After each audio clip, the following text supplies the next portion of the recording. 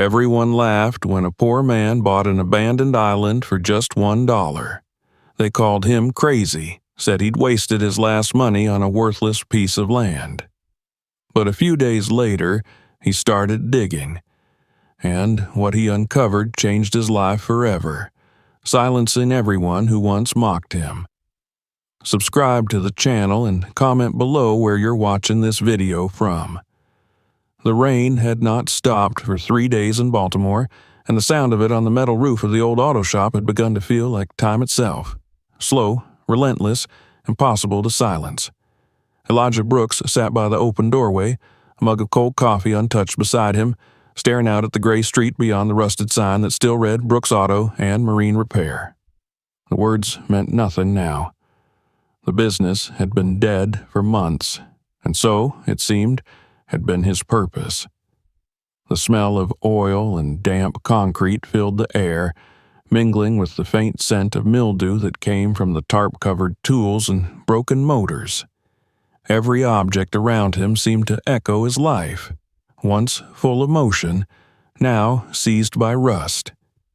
He had been a mechanic for most of his 45 years, his hands as much a part of his identity as his name. Before that, in another life, he had been a sailor, the Navy, then private repair work on coastal ships. He'd seen storms, hunger, and horizons that most people only dream about. But the storm that had truly broken him had come on land. The cancer that took his wife, Lena, left him hollow. They had built the shop together after his discharge, sharing laughter, late-night dinners, and the smell of gasoline that seemed to cling to their love. When she was gone, the laughter died too. Customers stopped coming. Bills piled up. He started sleeping in the corner of the shop because the house felt too big, too haunted. That morning, as the rain eased into a mist, Elijah found himself scrolling through local listings on a flickering laptop, half out of boredom, half out of habit. The city's municipal website was full of bureaucratic leftovers, condemned lots, old vehicles, repossessed storage units. Then, his eye caught something strange, a property listing that looked more like a mistake than a sale. Island for sale, 3.1 acres uninhabited, Chesapeake Bay region, price $1. Buyer must sign in person. He stared at it for a long time. No image, no description, just a location pin dropped somewhere in the waters east of Kent County. He checked the date, posted 2 weeks ago. Nobody had taken it. It sounded absurd, the kind of thing people mocked on late-night radio shows. Buy an island for $1. But something about the simplicity of it pulled at him. Maybe it was the word island, the promise of distance from everything he wanted to forget. He opened a map, found the coordinates, and saw it. A small, teardrop-shaped speck surrounded by marshland, marked simply as Parcel 17B, abandoned property. He imagined it. Wind, salt, quiet. No neighbors, no pity, no memories. He printed the form. The clerk at the county office looked at him like he was insane when he handed over the dollar bill. "You know, nobody keeps that place," she said, stamping the paper. "Every buyer we've had gives it back. No power, no access, no reason to stay. Locals say the birds don't even land there." Elijah smiled faintly. Then maybe it's finally found the right kind of owner. It took 2 days to arrange a ride out there. An old fisherman named Clyde agreed to take him for $50 and a bottle of whiskey. They left at dawn, the bay covered in fog so thick it swallowed the horizon. The small boat's engine coughed and sputtered as they moved through the still water. Elijah sat near the bow, his duffel bag at his feet. Tent, tools, food for a week, a machete, and a small generator. He didn't plan to stay long, just long enough to see what his dollar had bought him. Clyde kept glancing at him as if to make sure he was serious. "You really bought it?" he asked finally. "Paperwork's right here," Elijah said, tapping the folder. "Then you're braver than the last one. Fella bought it 3 years ago. Came back 2 days later, white as a ghost. Wouldn't say a word. Sold the rights back for nothing." Elijah chuckled. "What happened to him?" "Moved inland. Wouldn't even talk about it. Folks say he heard things. Maybe the wind, maybe not." Clyde spit over the side and squinted through the fog. "It's a quiet island. Too quiet." Elijah didn't answer. He'd spent enough nights alone to know that silence wasn't the worst thing a man could face. The engine's hum mixed with the soft lap of waves until a dark shape began to rise out of the mist, the island. It was smaller than he expected, just a hump of rock and wild growth, trees twisted by wind, their branches like gnarled fingers. The shoreline was narrow and uneven, the sand gray instead of white. A few stones jutted out like bones from beneath the soil. "End of the line," Clyde said, cutting the motor. "You sure you want to stay?"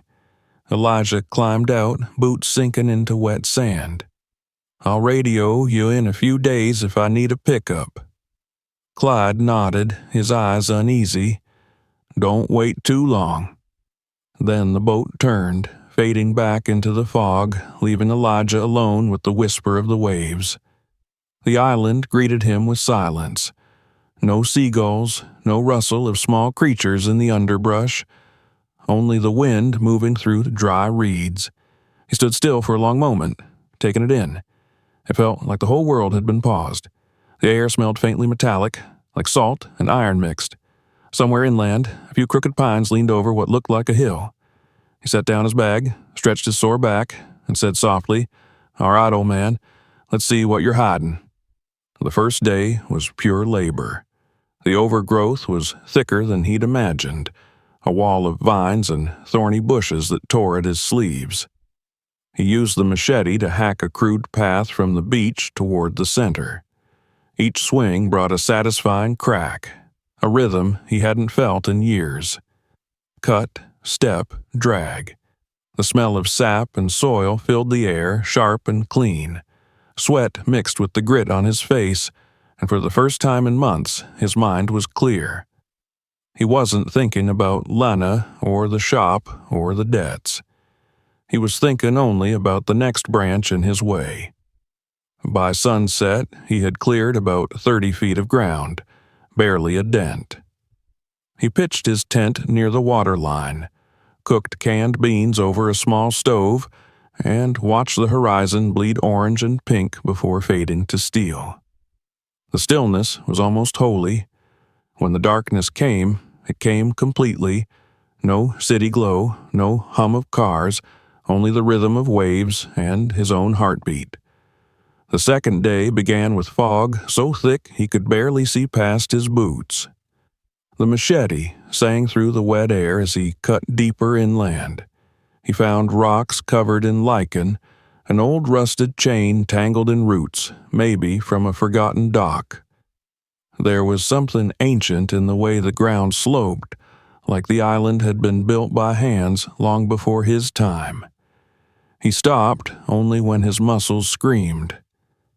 Sitting on a fallen log, he drank water and looked at his progress, a thin tunnel through the wild green. The work gave him something no therapist ever had: quiet satisfaction. Every foot of cleared land was proof that he could still move forward, still create something where nothing had been. That night, as the wind picked up, he dreamed of waves crashing against cliffs, of a man's voice calling his name from beneath the water. When he woke, his flashlight was still on, the tent walls trembling. He told himself it was the wind. Just the wind. On the third morning, he returned to the center of the island, determined to reach the small clearing he'd seen from the ridge. The machete struck roots, stones, and finally something that rang different. Not dull like rock, but metallic. The vibration shot up his arm. He knelt, brushing away damp soil, revealing a flat bronze surface, green with age. At first, he thought it was junk, a buried piece of equipment, maybe an old marker, but as more dirt came away, he saw letters, faint but clear. For the Brooks Who Dares, J.B., 1912. He froze. His own last name. The initials matched his grandfather's father, James Brooks, a name barely mentioned in family stories. He ran his fingers over the carved letters, feeling the rough edges of each word. It couldn't be coincidence. He cleared more soil. The plaque was set into a slab of granite, perfectly sealed around the edges. Beneath it, the earth sounded hollow when he tapped it with the blade. His pulse quickened. He felt the pull of something greater than curiosity, a recognition, as if the island itself had been waiting. The sun had started to dip when he sat back, staring at the plaque glinting faintly in the light. The air around him felt colder, charged with an energy that made his skin prickle. He whispered the words again, almost reverently, "For the Brooks Who Dares." That night, sitting by the fire, Elijah couldn't stop thinking about it. Why was his family name buried on a forgotten island he'd bought by accident? Who was J.B., and why had he left something here? His mind chased the possibilities, a memorial, a hoax, a secret. But deep down, he felt something older stirring, a thread tying him to this place. The waves whispered softly against the shore. The bronze plate, cleaned of dirt, gleamed faintly in the moonlight, like an eye just beginning to open. And for the first time since Lena's death, Elijah Brooks felt alive. Not because he understood what was happening, but because mystery had finally reached out and touched him again. He didn't know yet that the plaque was only the beginning, that beneath that granite lay the buried heart of a man who had lived and died a century before him, and that the blood in their veins was the same. But the island knew. The island had been waiting for him to come home. The dawn broke behind a wall of mist, pale and heavy, turning the island into a world without edges. Elijah woke to the sound of his own breathing. The waves were quiet, too quiet, as if they were holding their breath with him. The fire from last night had died to ash. When he stepped outside his tent, the fog was so thick it erased the horizon. The sea, the sky, and the trees all seemed part of the same motionless fabric. He felt as though he'd stepped into a painting that had forgotten how to move. The plaque he had uncovered the evening before was still there, half cleaned and damp, the words, "For the Brooks Who Dares, J.B., 1912, shining faintly with dew. He squatted beside it, tracing the letters with his finger, and murmured to himself, "Who were you, J.B., and what were you doing out here?" The silence pressed in from every direction. It wasn't the kind of silence he knew from late nights at the shop or sleepless hours after Lena's death. This was a deeper absence, as though the island itself was swallowing sound before it could echo. When he looked up, even the trees seemed to be listening. For a moment, he thought he heard something faint, almost like a sigh from under the ground, but it might have been his imagination. He had felt that same chill the night before, standing over the plaque in the moonlight, and had convinced himself it was fatigue. But in the cold, gray morning, the feeling returned, a sense that this patch of earth was holding its own kind of breath. He forced himself to shake it off. The best way to quiet fear was with work. He boiled coffee on the small camp stove, swallowed it half-burned, and took his machete and shovel back to the clearing. The soil around the plaque was dense with roots, the ground old and untouched. He decided to clear more of the area, hoping to find whatever the plaque was attached to. As he worked, his mind settled into rhythm again. Swing, dig, breathe. He had lived his life by patterns like this, the repetition of labor replacing the weight of thought. But every few strokes, the blade would ring against stone or metal, and his pulse would quicken. There was more here. He could feel it. By noon, the fog began to thin, and a faint sunlight broke through, turning the dew on the leaves into sparks of silver. Elijah stopped to rest, wiping the sweat from his forehead with the back of his wrist. He looked around and realized how little of the island he had actually seen. It was larger inland than it had seemed from the water, a maze of brambles and pines, ridges of granite poking through the moss, fallen trunks that formed barriers. The wind never stopped moving, yet there were no birds, no crickets, not even the hum of mosquitoes. Just wind and his own breath. That absence began to unnerve him. He was a man used to noise, the hum of engines, the clatter of tools, the hum of life around him. Here, each movement he made seemed amplified, and each pause was devoured by silence. The island was not dead, but listening, watching. He returned to his camp in the late afternoon, exhausted.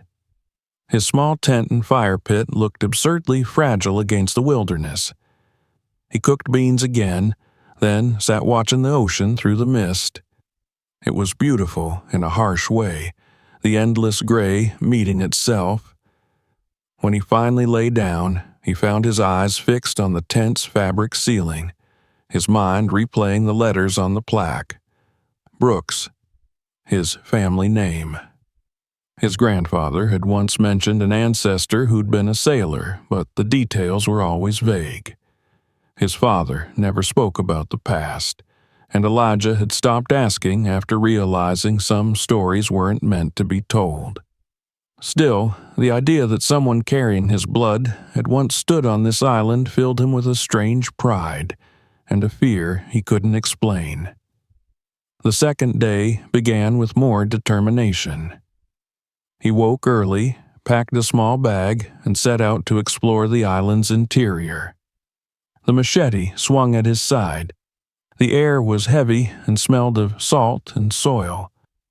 As he walked, he noticed small signs that the island hadn't always been abandoned. The remains of a wooden fence half swallowed by vines. The corner of a stone foundation. An iron hinge embedded in a tree trunk, as if the tree had grown around it over decades. These fragments whispered of people who had lived here, or at least tried to, but the earth had reclaimed everything. He crouched by one of the stones and found a rusted nail still embedded in the mortar. He turned it between his fingers and pocketed it, for reasons he couldn't define.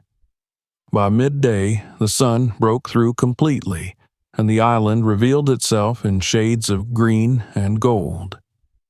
From a ridge near the center, Elijah could see both shores at once, the narrow beach to the east and the marshy inlets to the west. He felt the vastness of the sea surrounding him, cutting him off from the rest of the world. The quiet no longer seemed hostile but almost sacred. Maybe, he thought, that was what J.B. had sought. Not escape, but solitude. A place where a man could be entirely alone with his work, his thoughts, his failures.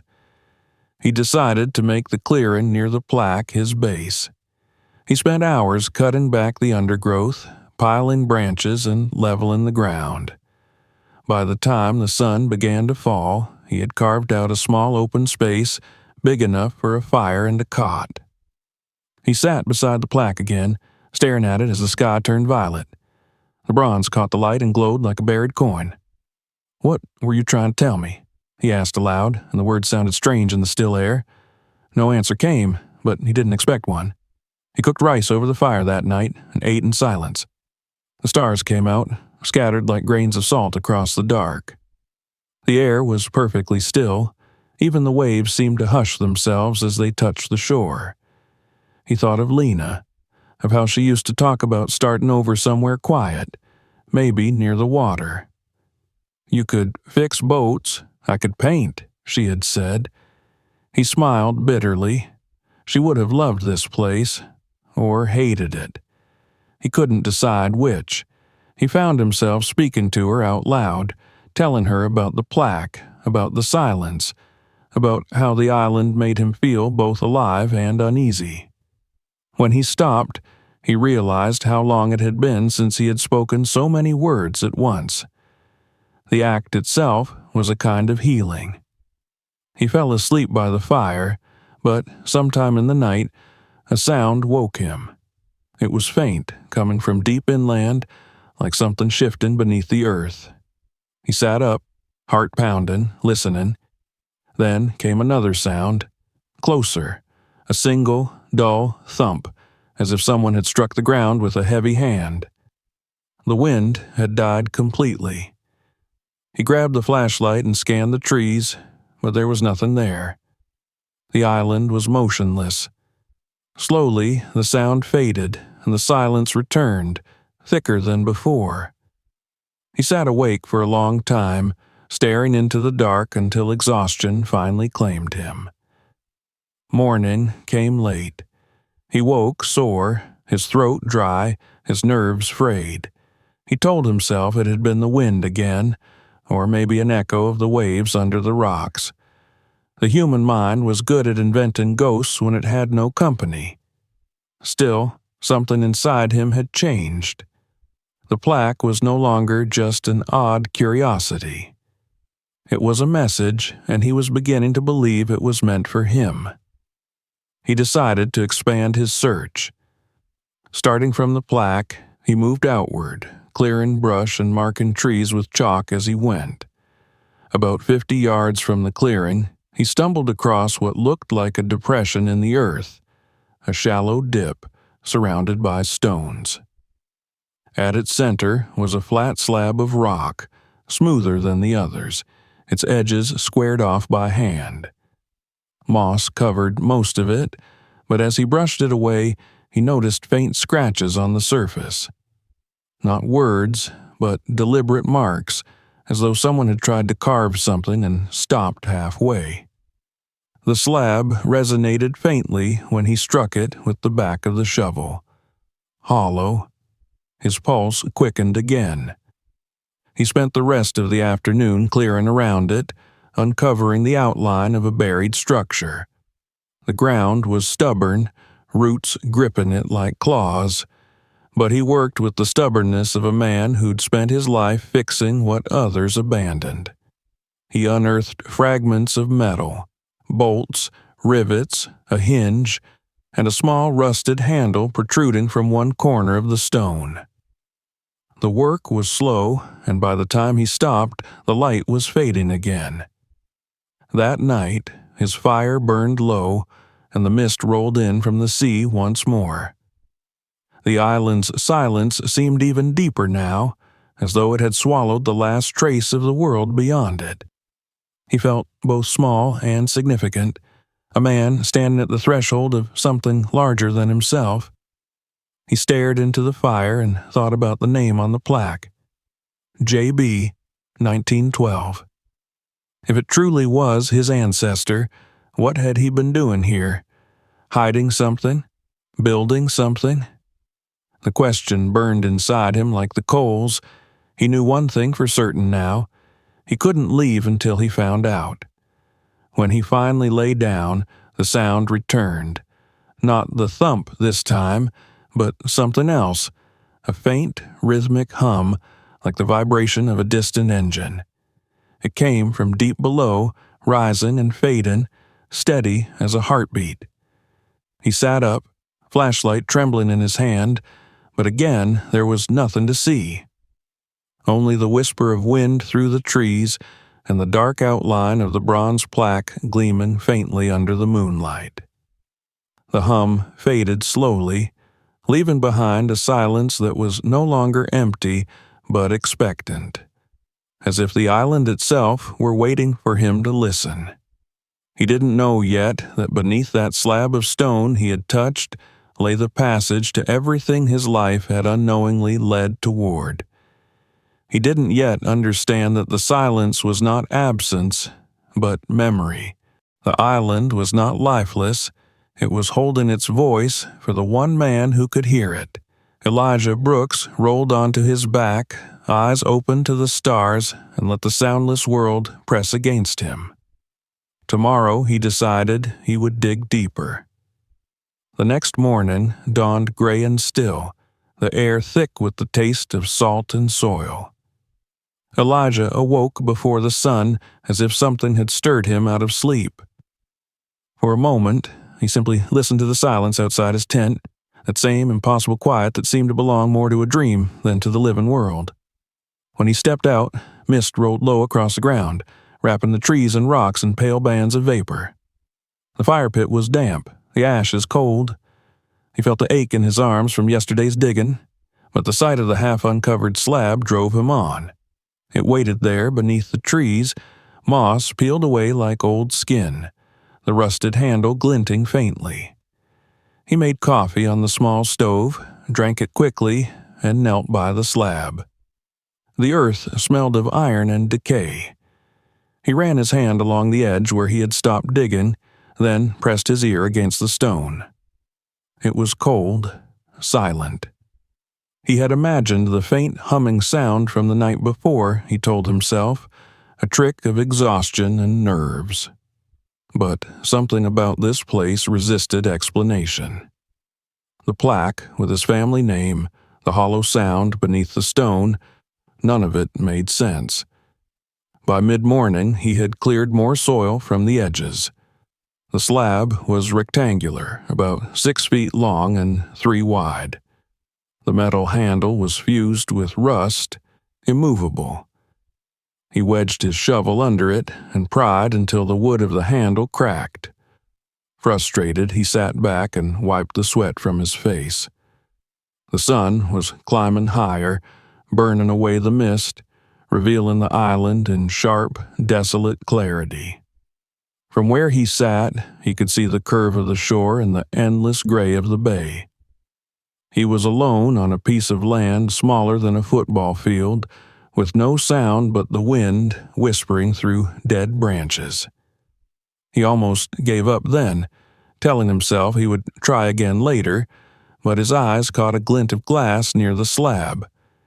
It was a small shard, rounded at the edges, the top of a bottle that had been buried for decades. He dug around it carefully until he uncovered a full bottle, coated in mud, its cork sealed with red wax cracked but intact. Inside was something folded and yellowed with age. His pulse quickened. He sat back on his heels, holding it as if it might dissolve in his hands. He carried it to his camp, wiped it clean, and held it up to the light. The glass distorted the paper within, but he could make out handwriting. Elegant, slanted script. He hesitated. Some part of him felt like an intruder, trespassing on something not meant for him, but curiosity won. He broke the seal, pried out the cork, and shook the paper free. It came out in 2 pieces, brittle but legible. The first line made him freeze. If you're reading this, then time has found the right man. He read the rest slowly, lips moving without sound. The letter was signed James Brooks, 1912. His ancestor. The words felt impossibly close, as if written for him, not someone 50 years before his grandfather was born. The ink had faded to brown, but the handwriting was steady, deliberate. My name is James Brooks. I was an engineer and sailor, and I once believed the world could be changed by men who built things, not by those who owned them. I was wrong. I invented something they wanted, a machine that could draw power from the sea itself, a heart that would never tire, that would feed ships and cities alike. But they took it from me. The company stole my design, branded me a traitor, and left me with nothing. So I built another, the true one. I buried it where no thief would find it, and where only my own blood could follow. The island remembers us, Elijah. It remembers our hands. The machine sleeps below. The key to its heart lies with the stone. When the right man comes, he will know what to do. Elijah reread the letter over and over until he could recite it by heart. His throat felt tight, and he realized he had been holding his breath. The paper trembled in his hands. He whispered the name aloud, James Brooks. He had heard it before, but only in fragments. His father had once mentioned an ancestor who had trouble with the law, a man who should have kept his head down. There had been shame in his voice, not pride. Now Elijah understood why. James hadn't been a criminal. He had been betrayed. He spread the paper flat on the small camp table and stared at the line about the machine, power drawn from the sea, a heart that never tired. It sounded like madness, something out of a century-old dream. But the tone of the letter was calm, precise, the voice of an engineer, not a fantasist. He thought of the bronze plaque with the family name, the hollow beneath the stone slab, the strange hum he'd heard at night. Each piece was falling into place, and every new connection sent a chill up his spine. He spent the afternoon searching the area again, widening the cleared space until he could see the pattern of stones more clearly. There was more than one slab. 3 others, smaller, formed a rough semicircle around the main one, their surfaces etched with faint lines that might have once been letters. The soil between them was soft, darker than the rest of the island. He dug with care, uncovering a layer of compacted gravel, then what looked like a buried foundation. Someone had built here, not a house, but something else, something meant to last. As the sun dipped low, he lit his lantern and continued, unable to stop. His muscles screamed, his palms blistered, but each shovelful of earth brought him closer. Near dusk, he found the edge of metal, smooth, curved, like the corner of a hatch. He cleared around it, revealing a circular frame embedded in stone, sealed with bolts. The bolts were old but intact, their heads engraved with letters. J.B. He laughed aloud, half in awe, half in disbelief. You really did it, didn't you, old man? His voice echoed faintly across the clearing, swallowed by the air. He placed a hand on the metal, feeling the faint chill that seemed to pulse through it. The hatch was solid, seamless, but not unbreakable. Night fell fast. The stars came out bright and close, the moon rising low and yellow. He sat beside the hatch, the letter folded carefully in his pocket, and thought about what it meant. If James Brooks had truly built something, an engine, a generator, whatever it was, and buried it here, then this island was more than a forgotten plot of land. It was a vault, a legacy. And by accident or fate, Elijah had stumbled onto it. He built a small fire and ate without tasting. His thoughts raced. The words from the letter, "The right man will know what to do," kept circling in his head. He was a mechanic, a man who spent his life fixing things. If anyone could wake a machine that had slept 100 years, maybe it was him. When the wind shifted, he thought he heard something again. Not the hum from before, but a slow creak, like metal expanding after a long sleep. He turned toward the hatch.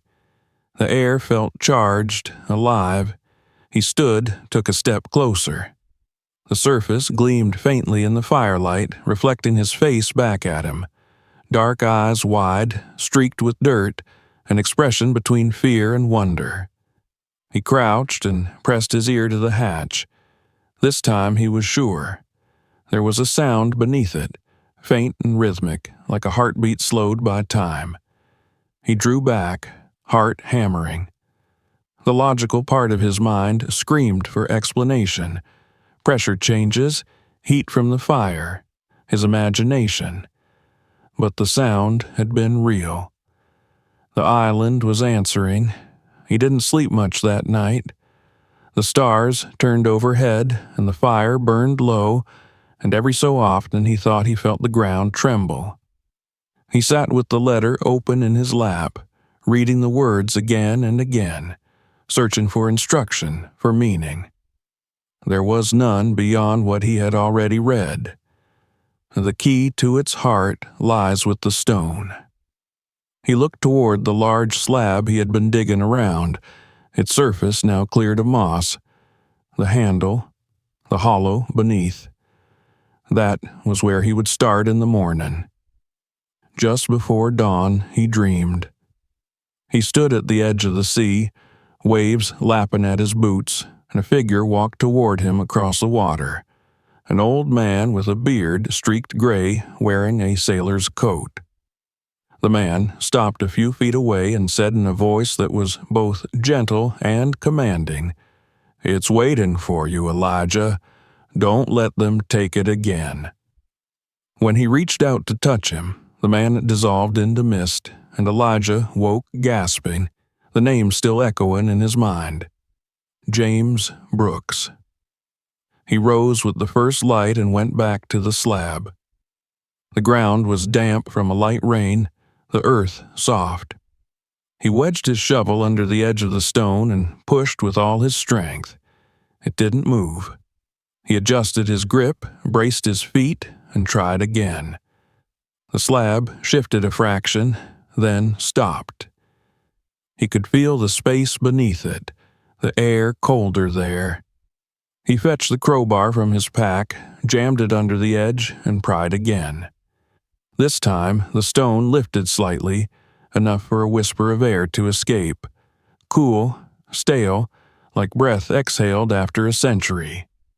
The smell was sharp with rust and something else, something metallic and clean. He froze, listening. The silence returned, but it no longer felt empty. It felt watchful. He lowered the stone carefully, his hands trembling. He knew now that there was something beneath him, something waiting. But the letter had given him more than instructions. It had given him permission. He wasn't trespassing. He was answering a call. The rest of the day passed in a blur of preparation. He checked his tools, recharged his flashlight, tested the ropes and pulleys he'd brought from the mainland. Each movement steadied him. He had spent his life repairing engines built by other men. Now he was about to uncover one built by his own blood. The thought filled him with both dread and pride. When the sun set, he stood again in the clearing. The fire flickered low, casting long shadows over the stone. He laid the letter beside the plaque, almost like an offering. "Tomorrow," he said aloud, his voice firm. "Tomorrow I find out what you left for me." The waves answered with their slow rhythm against the shore, the only sound on the island. Above him, the stars shimmered like rivets in the black hull of the sky.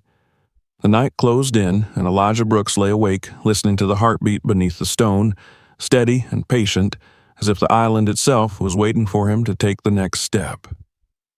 The morning arrived as a dull whisper of gray light spilling over the treetops. Elijah stood at the edge of the clearing, his breath visible in the cold air. The island felt heavier today, as if the ground itself were aware of what he was about to do. The letter from James Brooks was folded neatly inside his jacket pocket, close to his heart, and he could almost imagine the old man's voice urging him on. The stone slab loomed before him, its surface slick with dew, the faint engraving catching the dim light. He felt a mixture of anticipation and dread as he knelt, touching the handle that had refused to move before. It was cold, colder than the surrounding air, and he could feel the pulse of his own blood thudding in his fingertips as he gripped it. He had slept little the night before. his dreams full of images that felt more like memories than imagination. Waves crashing in a storm. The sound of metal striking metal. A man's silhouette standing before a glowing machine. When he awoke, he wasn't sure whether the dream had been a vision or merely the mind's way of filling the silence. Either way, it had strengthened his resolve. He had come here for a reason, whether fate or chance, and there was no turning back now. The first few attempts to pry the slab loose failed miserably. He wedged the crowbar beneath the edge, leveraged his full weight, but the ancient seal held. He cursed under his breath, sweat beading on his neck despite the chill. Finally, he fetched the small hammer from his pack and began tapping along the perimeter of the stone, listening for weakness. Each tap gave back a different sound, some dull, some faintly hollow. He found a spot near one corner where the tone deepened. He struck harder, again and again, until the mortar around the edge began to crumble. The vibration spread through the ground, and for a moment he felt something shift beneath him, like the earth exhaling. When he tried again with the crowbar, the stone moved, just barely, but enough. He jammed a flat piece of driftwood beneath to keep the gap open, then returned to work, forcing the bar deeper. The stone groaned, dust spilling out, and then, with a long, slow crack, it lifted. Cold air rushed upward, damp and metallic, carrying with it the unmistakable scent of machinery and time. Elijah froze. It wasn't the smell of rot or decay. It was clean, sterile, as if preserved from the world above. His pulse raced. He lifted the slab higher, enough to see darkness yawning below, an opening no larger than a manhole, framed by metal and brick. A narrow stairway disappeared into the blackness. He sat back, breathing hard, staring at what he had uncovered. His hands trembled. For years he had believed himself to be an ordinary man, scraping by, fixing other people's broken things. But now, kneeling before a hidden staircase built by a man who shared his name, he felt the pull of something greater, an inheritance not of wealth but of purpose. He wiped the sweat from his brow and whispered, "All right, old man, let's see what you built." The first step down was cautious. His flashlight beam cut a narrow cone through the dark, revealing brick walls slick with condensation. The air was colder, yet somehow easier to breathe, as if it hadn't been disturbed for generations. Each step creaked faintly under his boots, and the sound echoed down the stairwell, multiplying until it seemed a dozen footsteps were descending with him. The sensation made his skin prickle, but he kept going, one hand against the wall for balance. After about 15 feet, the stairs ended at a wooden door bound in iron. The wood was dark but intact, preserved by the cool air. Elijah hesitated before touching it, half expecting it to crumble at his first push. Instead, it swung open smoothly on silent hinges, revealing a chamber that made him forget to breathe. It was larger than he had imagined, 20 feet square, the walls made of reinforced concrete, the ceiling lined with curved steel beams. His flashlight caught the edges of shelves, cabinets, and what looked like sealed containers stacked neatly along one wall. The air smelled faintly of oil and dust, but nothing rotten. At the center of the room stood a heavy wooden table, and on it a single envelope sealed in wax. Against the far wall loomed a massive safe, its iron door shut tight but unmarked by rust. For a long time, he could only stand there, overwhelmed by the sheer order of it all. This wasn't a random cache of junk or a madman's bunker. It was deliberate, methodical. Whoever had built this, whoever James Brooks had been, had known exactly what he was doing. Elijah crossed to the table, his steps slow and cautious. The envelope was yellowed but pristine. His name was written across it in bold black ink, "To the Brooks who dares." The same words as on the plaque. His hands shook as he broke the seal and unfolded the paper inside. The letter was written in the same elegant script as the first one, but the tone was different. Less a confession, more a conversation. "If you've come this far, then you are my kin, and you possess what I once hoped every Brooks would carry, the stubbornness to dig, to question, to believe that the truth is worth the labor of finding.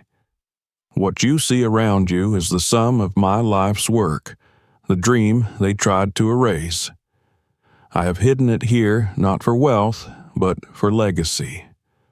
Inside the safe are the blueprints and the gold they stole from me to bury my name. Take them, not for greed, but for renewal. You will also find patents, inventions too far ahead of their time. The world was not ready for them in 1912. Perhaps it is now. But most important of all, my true design waits beyond understanding. It will show you what the sea itself can give when a man listens instead of takes." Elijah read the letter twice before lowering it slowly. His hands were damp with sweat, his heart hammering. Around him the silence seemed alive, as though the chamber itself was listening. He walked to the safe, running his fingers over the cold metal surface. A small brass dial gleamed faintly under the light. The combination, could it be in the letter? He turned back to the table and examined the paper again. On the bottom corner, almost invisible in faded ink, were 3 numbers, 12, 27, 7. He turned the dial carefully. The first click came easily, then another and another. The mechanism inside whirred faintly, startlingly smooth for something that had been sealed a century. When the latch released, he stepped back as the heavy door eased open with a sigh, releasing a current of cold air. Inside, the shelves were lined with neatly labeled binders, glass jars of polished brass components, and stacks of thick parchment rolled and tied with twine. On the bottom shelf, resting in a wooden box, was a collection of gold coins, their surfaces still bright beneath a thin layer of dust. He lifted one, feeling its weight, then set it back. The letter had said these were stolen from James to erase his name. Now they were returned. But it wasn't the gold that caught his attention. It was the diagrams, hundreds of them, drawn with precise hands, each marked with the same initials, JB. He spread a few across the table. They showed complex mechanical systems, pumps, turbines, filters, designs far beyond anything he'd seen from that era. One page bore the title, Tidal Resonance Engine. The blueprint showed a system of coils and chambers that could capture energy from the motion of waves. He traced the lines with his finger, trying to imagine the mind that had conceived it without computers or modern tools. The more he looked, the more he understood. His ancestor hadn't just built an engine, he had built an entire vision of sustainable energy, a century ahead of its time. Elijah felt a wave of awe and sorrow. If James Brooks had lived in another age, his name might have stood alongside the great inventors. Instead, he had been silenced, buried with his own genius beneath an island no one wanted. But there was more. Along one wall stood a row of tall metal containers, each sealed with clamps. The paint on them had faded, but faint lettering was still visible. Hydrocore Components. Elijah opened the first one carefully. Inside, wrapped in oilcloth, were polished copper pipes, coiled tubing, and what looked like pieces of an engine, the same design from the blueprints. He opened the next container and found a large glass cylinder, thick and heavy, etched with spiral ridges. His flashlight caught something within it, an iridescent shimmer, like water trapped in motion. He realized with a chill that the machine might still exist, not just on paper but in parts, waiting to be assembled again. He moved back to the safe, pulling out another folder. Inside were letters, correspondence between James Brooks and a company called Atlantic Maritime Research. They were dated 1911 through 1912. The early letters were cordial, discussing testing and funding, but the tone shifted suddenly in the later ones. Phrases like intellectual property reassigned and contract terminated under suspicion of espionage appeared. The last letter was unsigned but stamped with an official seal. It declared James Brooks a liability to national security. After that, nothing. Elijah closed the folder, anger rising in his chest. They had stolen everything from him, his invention, his reputation, his freedom. But the old man had outsmarted them. He had hidden his life's work where no one would find it, until now. Elijah looked around the chamber again and felt the weight of responsibility settle on his shoulders. This wasn't just a discovery, it was an inheritance. He spent the rest of the afternoon cataloging what he found, carefully stacking the documents and sealing the safe again. His mind was alive with possibilities. The technology described in these papers wasn't science fiction. It was sound engineering, decades ahead of its time. If he could rebuild even part of it, he could prove his ancestors' genius, restore his name, maybe even change something in the world beyond this island. Before he left the chamber, he turned back one last time.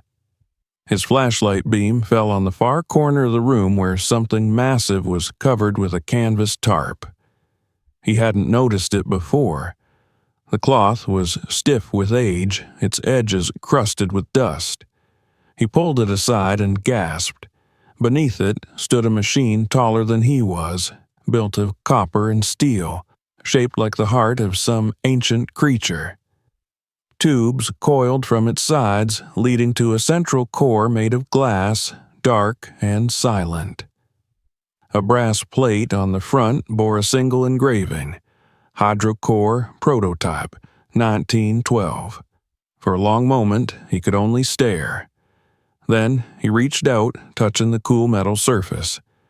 It was perfectly smooth, preserved by the air. A century-old invention, waiting for him to finish what his ancestor had begun. He turned off the flashlight and stood in the darkness, listening. Somewhere beneath the floor, he could hear the faint sound of water moving through the rock, a slow, endless rhythm. It felt like the island itself was breathing. When he climbed back up the stairs and pushed the slab back into place, night had already fallen. The sky was streaked with stars, and the wind had picked up, whispering through the trees like distant voices. He stood there for a while, staring at the horizon, feeling the immensity of what he had found. The ocean shimmered faintly in the moonlight, and for the first time since Lena's death, Elijah felt a sense of purpose burning inside him. The island was no longer just a refuge. It was a beginning. He returned to his tent and lit a small fire. The flames cast long shadows across the sand. In his pocket, the letter from James Brooks seemed to pulse with life. He read it again, then looked towards the dark forest and the hidden chamber beneath. "I'll finish it," he said softly. "I promise you, I'll finish what you started." The wind carried his words across the island, mingling with the sound of the waves. Somewhere deep below, unseen and silent, the Hydrocore Prototype waited, and the island's heart beat a little faster, as if it, too, had been listening. For the first time since he had stepped onto the island, Elijah woke with purpose. The morning was clear and sharp, the air heavy with salt. The previous day's discovery lingered in his mind like the echo of a revelation that refused to fade.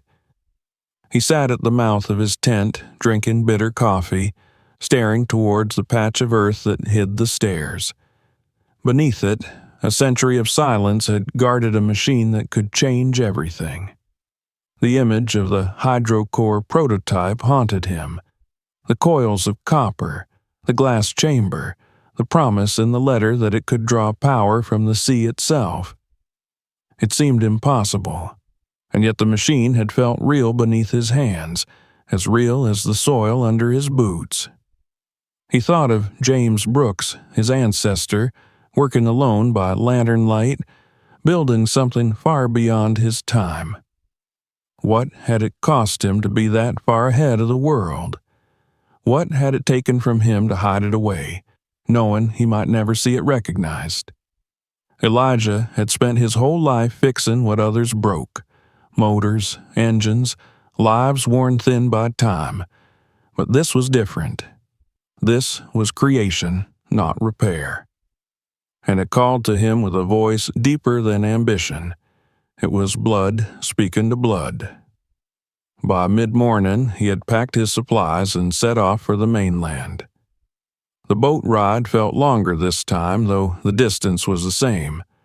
The sea was calm, glassy under the sun, but his mind churned with plans. He made a list in his head: what tools he needed, what parts he could salvage. He would need copper fittings, wire, sealants, batteries, a generator for testing. The local hardware store clerk raised an eyebrow when Elijah rolled in his cart stacked with the materials, the man clearly wondering what kind of project required both marine epoxy and precision valves. Elijah only smiled and said, "Just fixing up an old engine."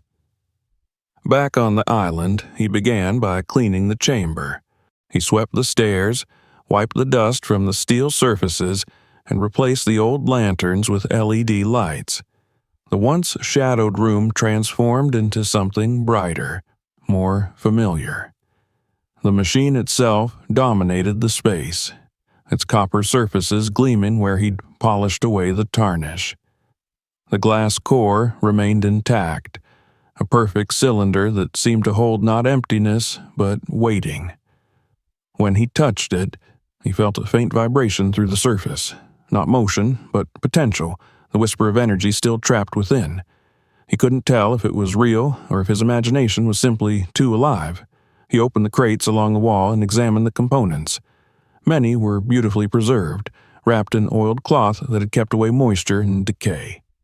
There were intricate brass valves, metal coils, old hand tools etched with the initials JB.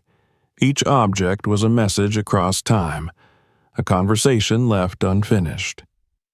Elijah began to work. He had no clear instructions, only the blueprints from the safe and his own instincts. The diagrams were precise but not easy to read. James had drawn them in a shorthand that assumed the reader shared his mind. The annotations spoke of tidal induction chambers and hydrogen fractal compression, phrases that sounded poetic but unfamiliar. Yet the fundamentals made sense. Energy from movement, power drawn from rhythm. It was the same principle as a modern turbine, only more elegant, more intimate with the sea. Days passed in rhythm. He rose with the dawn, worked through the light, and stopped only when darkness swallowed the clearing.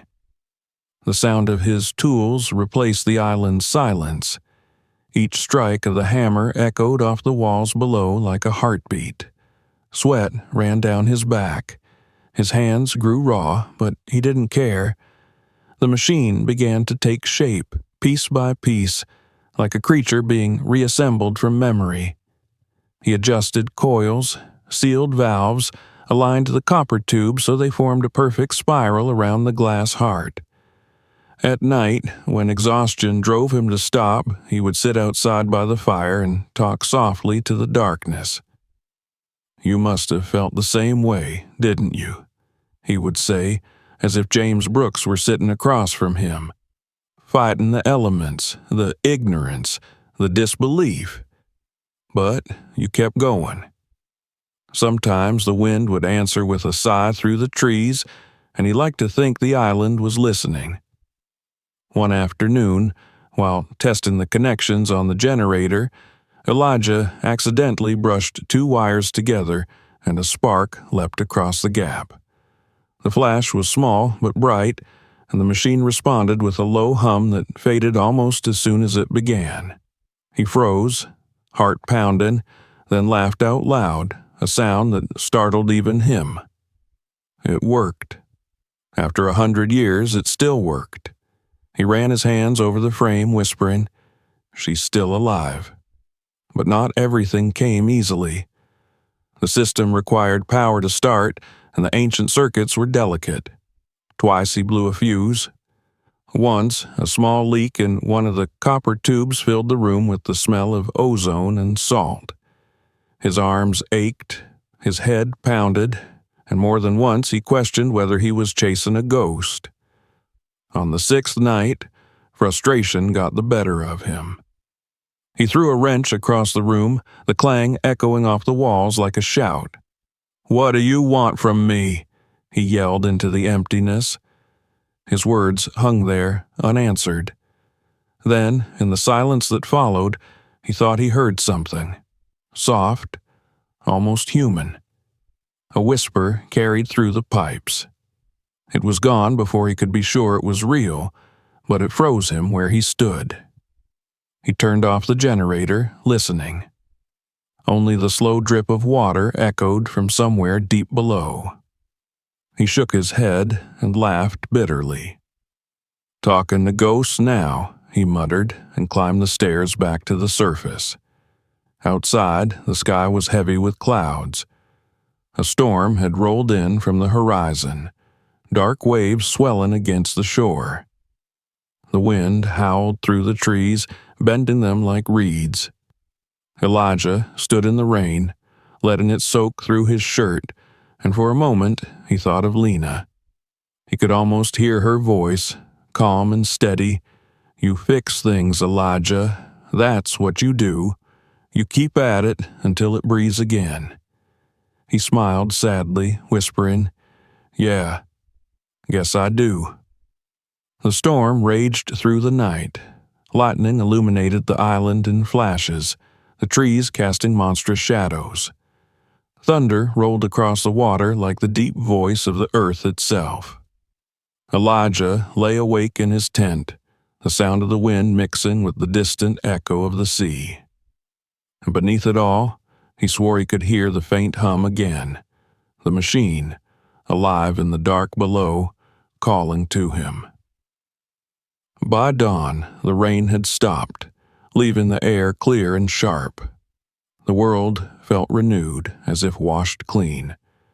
Elijah returned to the chamber, exhaustion forgotten. The light from his lanterns glinted off the machine's surface, and something in it seemed changed. The glass cylinder, which had been empty before, now held a faint shimmer, like mist trapped within. He touched it, half expecting the illusion to vanish, but it pulsed faintly beneath his fingers, a slow, steady rhythm. He hurried to the control panel, adjusted the switches, and fed power from the generator into the coils. The hum returned, stronger now, filling the room with vibration.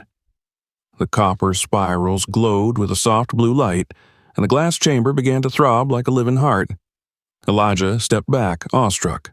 The machine was awakening. For a few seconds it was perfect, the rhythm deepening, the light brightening. Then came a sharp pop, and one of the valves burst, sending a jet of steam across the room. Elijah ducked, coughing, rushing to shut off the power. The hum died instantly. He collapsed against the wall, chest heaving. The silence returned, but it wasn't the same silence as before. It was full of life, of promise. When he looked up, he noticed something on the floor. The burst had exposed a section of the foundation where the concrete had cracked, revealing water beneath. It wasn't flooding in, just seeping slowly, pulsing in time with the waves outside. He crouched beside it, dipping his fingers into the cold stream. It was seawater, yes, but it seemed almost warm to the touch. He felt the vibration through it, the heartbeat of the island itself. That night, he wrote in his journal, his handwriting uneven. The hydrocore is alive. Not complete yet, but alive. It feels the tide. It breathes with it. James knew. He must have felt it too. He dreamed of his ancestor again. The old man stood beside the machine, his hands covered in grease, his eyes shining with pride. "You see now," he said, "it isn't about power, it's about balance. The sea gives freely if you listen." When Elijah tried to answer, the dream dissolved into light. Days turned to weeks. Each morning he repaired, refined, and tested. The failures no longer discouraged him. They felt like conversations with the past. He began to understand the rhythms of the island, the way the air shifted before the tide rose, the faint vibration that ran through the soil when the waves struck the outer rocks. It was as if the whole place was connected to the machine, each part of it feeding the other. Finally, on a bright afternoon, he stood before the machine one last time. The repairs were done, the seals replaced, the circuits aligned. He connected the generator, took a deep breath, and flipped the main switch. The hum started again, low and steady. The copper coils shimmered, the glass chamber filling with a rolling light like captured ocean water. The rhythm deepened, synchronizing with the sound of the waves above. The entire room seemed to pulse in time with it. Then, without warning, the lights around him brightened, the air warming with energy. A current of wind stirred through the chamber, though there were no openings. Elijah's hair lifted from his forehead. The glow intensified until it filled every corner of the room with pale blue fire. He shielded his eyes, laughing through tears. "You did it," he whispered. "After all these years, you did it." When it finally steadied, the hum became gentle again, like the breathing of a great animal at rest. The hydrocore was alive, silent, efficient, beautiful. He could feel the current running through the metal rails, up the walls, out into the earth itself. Above, he thought he heard the faint cry of seabirds, the first sound of life returning to the island since he'd arrived. Elijah stood before the glowing heart of the machine, tears cutting through the soot on his face. "We did it," he said softly. "You and me."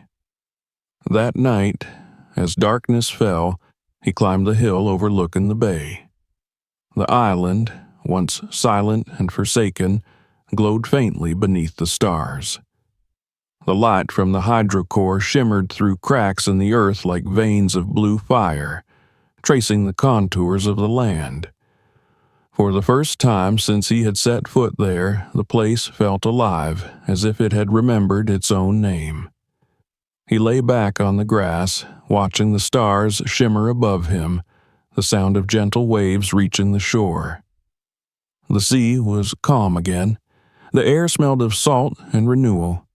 He closed his eyes and whispered into the wind. "It breathes, old man. It breathes." And somewhere, far below, the heart of the island pulsed in reply, steady and eternal, as if the sea itself had begun to dream. The storm came in the night like a living thing. The sea rose against the rocks, flinging white spray up the cliffs, and the trees bent low, groaning under the force of the wind. Elijah sat awake in his tent, listening to the machine's pulse beneath the ground. That slow, steady heartbeat that had begun to sound like a part of his own. It was not fear that kept him from sleep, but awareness. Every gust, every rumble of thunder seemed to answer the rhythm below. The hydrocore had breathed the island into life, and now it felt as if the island were breathing the world back at it in return. When dawn finally broke, it was through torn clouds and a sea the color of steel. The storm had passed, leaving the island transformed. Pools of rainwater shimmered like mirrors. The air was so clear it felt almost new. Elijah walked to the clearing where the hidden chamber lay, half expecting to find the ground torn apart, but everything was intact. The machine was still humming below, soft and strong, a sound that blended with the tide. He smiled faintly, exhaustion deep in his bones, but satisfaction deeper still. He had done it. Against logic and time, he had woken a century-old heart. He didn't notice the boat until it was almost at shore. It was small, painted white, with the municipal seal on its side. 2 men stood in the bow wearing windbreakers and caps. Elijah's first thought was that they were rescuers, maybe patrol officers worried by the storm. But when they stepped onto the beach, their faces were too stern for concern. One held a clipboard, the other carried a camera. "Elijah Brooks?" the taller one asked. "That's right." "Department of Environmental Resources," the man said, showing a badge. "We received reports of electrical activity visible from the mainland last night. Said it looked like the island was glowing." His tone hovered between suspicion and disbelief. "We're here to inspect the property." Elijah wiped his hands on his jeans, trying to keep his voice even. "You'll find it's just a generator. I've been doing some repairs.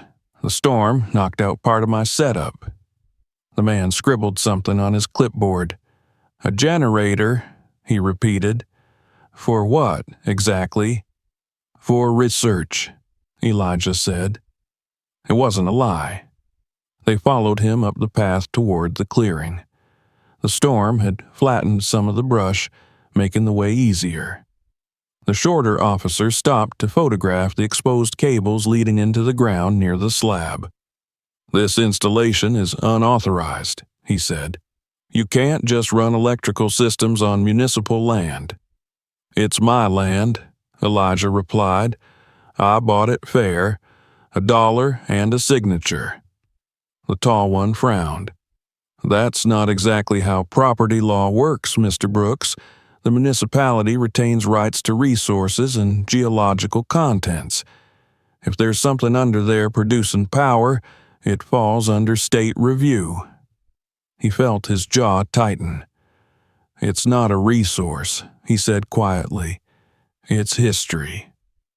But they weren't listening. They photographed everything. The slab, the wires, even the small vents he had installed for airflow. When they left, they said an inspector would return within the week. Elijah watched their boat disappear into the fog, a knot forming in his stomach. He had expected wonder, maybe even disbelief, but not this. He remembered the last lines of James's letter, written like a warning. They will always come to take what they do not understand. That night, the island's silence returned heavier than before. The sea was calm again, but Elijah's thoughts churned like waves in his head. He sat by the fire, staring at the blue glow that faintly seeped through the cracks in the ground. "They won't take it," he said aloud, though no one was there to hear him. "Not again." 3 days later, the second boat arrived. Not 2 men this time, but 5. Suits instead of uniforms, city accents instead of coastal ones. A lawyer from the county introduced himself, his words smooth and practiced. "Mr. Brooks, the department has reviewed the circumstances of your purchase and determined that the island remains under partial municipal trust. You'll need to cease all ongoing activity until a formal investigation is complete." Elijah stood on the beach with his arms crossed. "I'm not stopping anything." The lawyer gave him a patient smile, the kind one gives a child. "You might want to reconsider that position. There are liability concerns, safety issues. You've introduced an unregulated energy source into protected waters." "It's not unregulated," Elijah said. "It's clean. It's self-sustaining. It doesn't pollute. It doesn't destroy. It's what your regulations should dream of." "That may be," the lawyer replied, "but until the courts decide ownership, it isn't yours to operate." They left him a packet of papers with stamped signatures and official seals. He threw it into the fire before they were out of sight. He knew then that history had come for him the same way it had come for James. It had taken his ancestors' discovery under the guise of law and security, and now it had returned, wearing the same mask. The difference was that James had hidden from it. Elijah refused to. He spent the next 2 days reinforcing the chamber, rerouting the cables underground, disguising the vents beneath false stones. He would not let them find the hydrocore. At night, he barely slept, listening to the hum through the floor, the quiet pulse that felt like defiance itself. Sometimes he thought he heard another sound behind it, faint and steady, like a heartbeat layered with his own. On the third night, he took his small radio transmitter and sent a single message to the mainland. "To the people who still believe in truth, come see what one man built and the world buried." Then he signed it simply, Elijah Brooks, grandson of James. The response was faster than he expected. The next morning, as the sun climbed, a larger boat appeared offshore, its hulls painted with the name of a news network. A young woman climbed out, microphone clipped to her collar, camera operator following close behind. She introduced herself as Ava Carter, freelance journalist.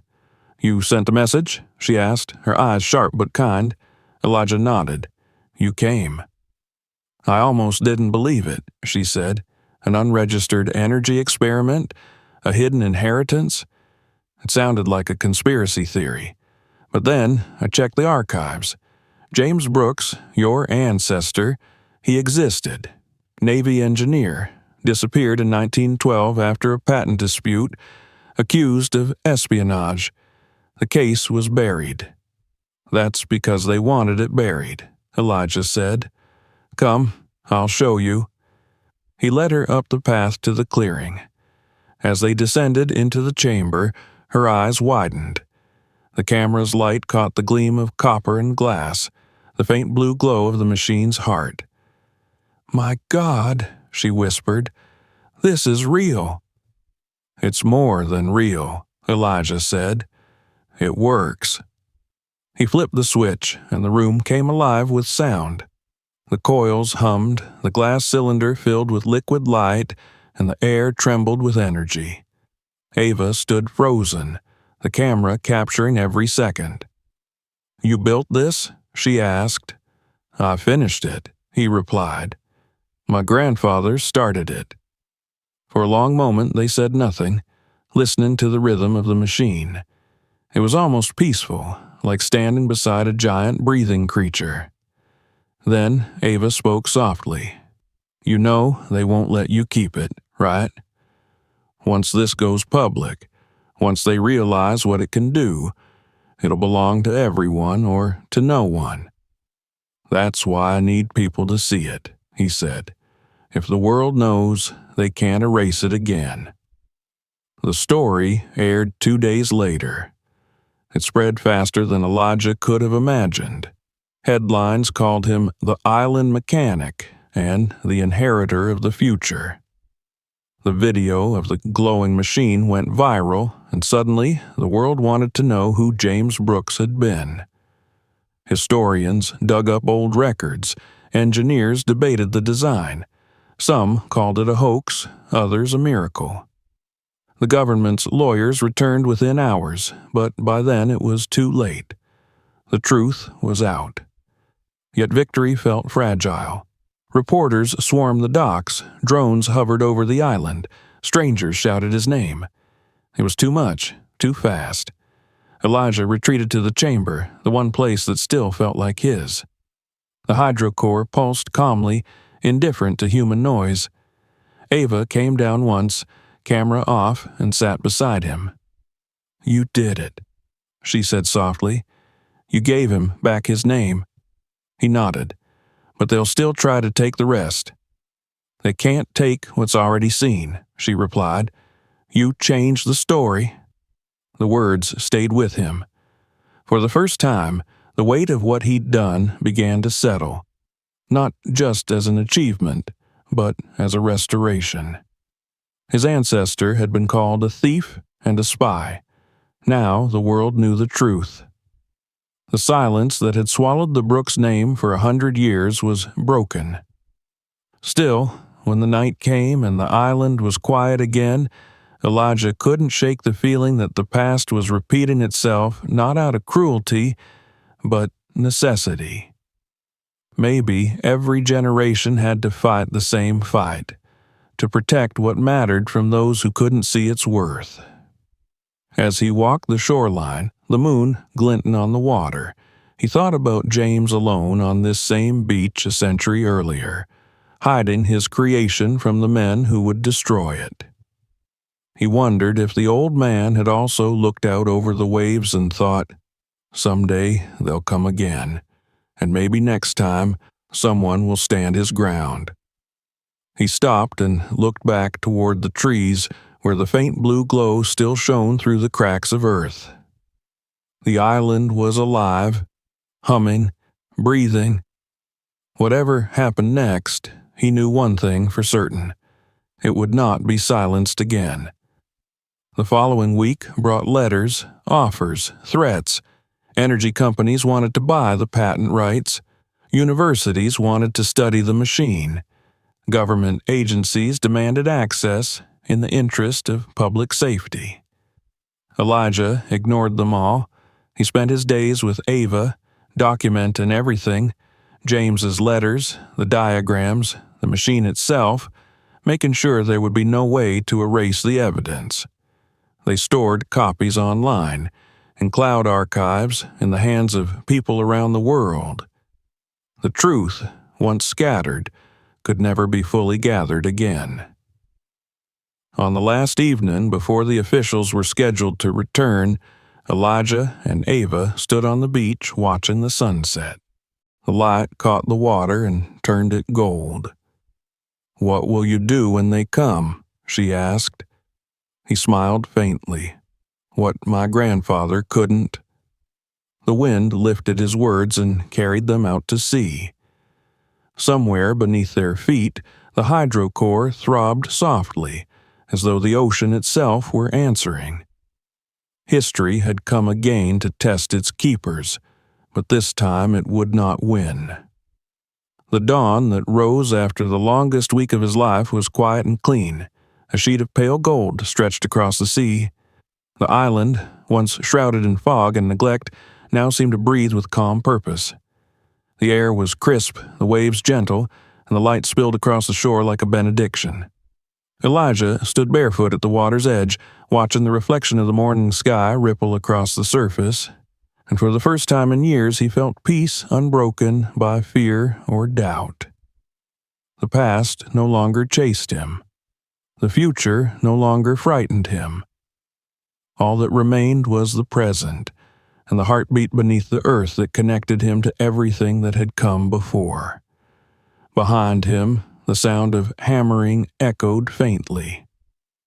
Construction had begun weeks ago, timber, glass, and steel taking shape where overgrown thickets had once stood. The crew worked steadily, their laughter carrying through the air, the thud of hammers punctuating the rhythm of the waves. The School of Marine Engineering had begun to rise, James Brooks's dream made flesh. Elijah had drawn the plans himself, guided by the sketches and blueprints found in the safe. The buildings curved with the land, respectful of the island's contours, powered entirely by the hydrocore buried beneath. Every panel, every wire, every bolt of the new structures drew its energy from the heart that James had built more than a century before. He walked up from the water toward the main clearing, the familiar hum beneath his feet like a pulse in the veins of the island. Workers nodded as he passed, some of them students from the universities that had reached out after Ava's story aired. They came from cities and towns far from the sea, drawn by the legend of the island that powered itself. Some had never seen the ocean before. Elijah watched them with quiet pride as they hauled materials and checked instruments, their eyes bright with curiosity and purpose. It was the kind of fire he had once felt in himself when he was young, before the world's cynicism dulled the edges of possibility. Now that fire burned again, not in him alone, but in everyone who stepped foot here. At the center of the construction site stood Ava, clipboard in hand, her hair pulled back against the wind. She looked up as he approached, shading her eyes.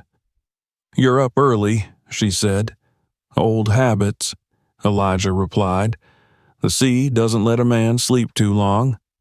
She smiled. "We're almost ready for the opening. The first group of students arrives next week. 12 of them. Mostly kids from Baltimore and Philly. Smart, curious. Some from schools that don't even have proper labs." He nodded. "Just like I asked." "They're going to remember this," she said, glancing toward the main building where solar panels gleamed in the sunlight. "Imagine learning science here, surrounded by what your family built." "It's not about my family anymore," he said quietly. "It's about theirs. Kids who think they'll never get the chance to do something that matters. This place will prove them wrong." Ava's smile softened. "You sound like James." "Maybe I finally understand him," Elijah said. "All those years fixing broken engines, chasing small paychecks. I thought I'd failed because I hadn't built anything that lasted. But he knew the truth. Sometimes you have to wait for the right time, the right people, before something can be born." She turned, looking towards the low buildings clustered along the clearing. "You think he knew it would be you?" He laughed softly. "He couldn't have. But maybe he hoped someone like me would come, someone too stubborn to stop digging." They stood in silence for a moment, the sound of the waves mingling with the distant hum beneath the soil. Then Ava said, "They're going to name this island after him, you know. The state's already drafting the papers, Brooks Island. You'll be a part of the textbooks one day." Elijah shook his head with a rueful grin. "I just want the kids to learn. Let the name belong to the island, not to me." Later, when the workers broke for lunch, Elijah descended into the chamber for what he knew would be one of the last times he would enter it alone. The stairs were lit now, smooth and safe, but the air still held that sacred chill of the day he first opened the slab. The hydrocore sat as it always had, steady, serene, its copper coils glowing faintly blue, the glass heart filled with shifting light. He ran a hand along the frame, feeling the hum vibrate through his palm. The machine was no longer a mystery to him, nor merely a miracle. It was a promise fulfilled. He knelt and placed a small brass plaque beside the machine's base, freshly engraved. "To James Brooks, who listened to the sea." For a long while he stayed there, speaking softly, as though his ancestor were near enough to hear him. "You were right, old man," he said. "It wasn't about profit or glory. It was about giving something back. I just wish you could see it now." As he rose to leave, a sound reached him, faint but distinct, a deep note resonating through the chamber, like the low call of a whale in distant waters. It wasn't mechanical. It was alive, organic, as though the sea itself were acknowledging what had been done. Elijah smiled and whispered, "I hear you." Then he climbed back into the daylight. The days that followed passed in a blur of preparation. Supplies arrived by ferry, banners were strung along the wooden posts, and the new buildings stood completed. 3 main halls, sleeping quarters for the students, and a central courtyard overlooking the shore. The final structure, a small observatory near the cliff's edge, was Elijah's favorite. At sunset, the glass walls caught the light of the hydrocore below, glowing faintly as if the island were alive from root to sky. The morning of the school's inauguration dawned bright and calm. The mainland delegation arrived by ferry, a small crowd of journalists, donors, and educators stepping onto the pier. The students came, too, 12 teenagers wide-eyed and nervous, clutching backpacks and notebooks. Ava organized them into small groups, showing them where they'd sleep, while Elijah watched from the beach. The hum beneath his feet seemed stronger that morning, as if the island knew it was no longer alone. By noon, the ceremony began. The visitors gathered in the courtyard where a wooden platform had been built. The air smelled of salt and new timber. Ava stood at the podium first, speaking briefly about the journey that had brought them here, about the courage to believe in forgotten stories. Then she turned the microphone to Elijah. He stood before them, his hands folded loosely, and for a moment he could only look out at the faces, students, journalists, officials, all waiting. 100 years ago, he began, a man named James Brooks built something he believed could change the world. The world wasn't ready. They called him a thief, a spy, a dreamer, but he wasn't any of those things. He was a listener. He listened to the sea, to the rhythm of life around him, and he built something that worked with it instead of against it. He wasn't trying to conquer nature. He was trying to live in harmony with it. He paused, his eyes on the students. He failed, not because his ideas were wrong, but because no one believed a man like him could be right. I stand here today because I do believe it, because I've seen it with my own hands. What he started a century ago, we finished together, not just me, not just the Brooks family, but every person who refused to let his story disappear. This place will stand as proof that knowledge can outlast time, that one voice, even buried for 100 years, can still be heard. The crowd was silent for a moment, and then applause broke out, soft at first, then swelling. The students clapped hardest of all. Some of them were crying. Elijah felt his throat tighten. He wasn't a man used to speeches, but the words had come from the only truth he knew. Afterward, as the guests toured the facilities, Elijah walked with Ava to the edge of the cliff overlooking the water. The tide was low, and the sand below shimmered with light reflected from the hydrocore deep beneath the surface. She slipped her hand into his. "You did it," she said simply. "We did it," he corrected her. "All of us. Even him." In the evening, when the ferries departed and the sky turned crimson, the island grew quiet again. The students settled into their dorms, their laughter drifting faintly across the open field. The last rays of sun glinted off the glass observatory dome.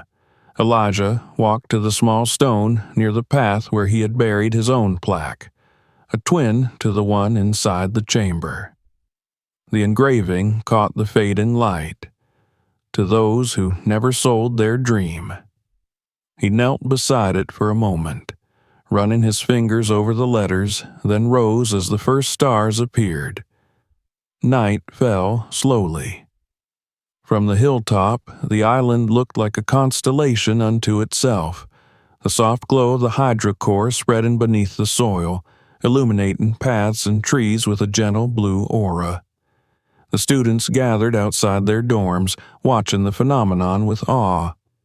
Some took photos, others simply stood in silence. Elijah and Ava joined them, and for a long while no one spoke. It felt as though they were standing on the living pulse of the earth, the boundary between the old world and the new. When the hour grew late and the students drifted inside, Elijah remained on the hill. The wind was cool and steady. Below, the sea shimmered under the starlight, and the faint hum of the machine blended with the whisper of the tide. He thought of James again, of the long line of silence that had separated them, now finally bridged. "You're not forgotten anymore," he said softly. "None of it was wasted." Ava came to stand beside him. She leaned against his shoulder and looked out toward the horizon. "What happens now?" she asked. "Now," he said, smiling faintly, "we teach them to listen." They stayed there until the moon rose high, bathing the island in silver light. The sound of the waves mingled with the steady pulse below, and Elijah closed his eyes. The island no longer felt abandoned or lonely. It was alive, awake, connected to the sea and sky in a way that words could not capture. Far below, the hydro core glowed softly, its rhythm aligned perfectly with the ocean's breath. Energy flowed outward, invisible but constant, feeding the island, the buildings, the lights. And in that quiet communion between man and creation, between blood and legacy, the dream of two Brooks men, separated by a century but bound by the same stubborn faith, finally found its peace. The wind carried the scent of salt and life across the water, and for a moment Elijah could almost hear the echo of his ancestor's voice in the surf. "You listened, and you finished it." He opened his eyes, smiled, and whispered into the night, "Thank you." Then he turned back toward the glowing school and the laughter rising faintly from within, the future alive with possibility. Behind him, the ocean stretched infinite and calm, and the island shone like a lantern in the dark, a beacon of knowledge, memory, and hope. The sea breathed, the island answered, and the light of the Brooks would never fade again. Subscribe now for more hidden truth stories. Share this one before it disappears and keep watching. The next revelation will change everything.